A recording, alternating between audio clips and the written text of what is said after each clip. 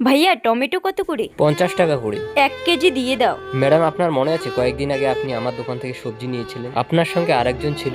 ওনার বাড়ি কোথায় আপনি জানেন? আপনি পূজার কথা বলছেন? হ্যাঁ হ্যাঁ। ওনার বাড়ি তো আমার বাড়ির পাশেই। কেন, কি হয়েছে?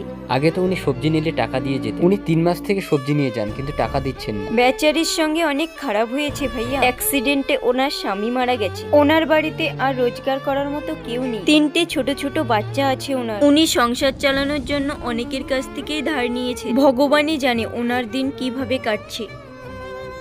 রামু ভাইয়া। আপনি কিছুদিন থেকে আসছেন না, তাই ভাবলাম আমি আসি। ভাইয়া আমাকে ক্ষমা করে দেবেন, আমি আপনার সমস্ত টাকা দিয়ে দেব। আমি টাকা নিতে আসিনি, আমি আপনার জন্য সবজি নিয়ে এসেছি। আপনি যখন আমার এখানে সবজি নিতে আসতেন তখন আমাকে ভাইয়া বলে রাখতেন। তাহলে তো আপনি আমার বোন।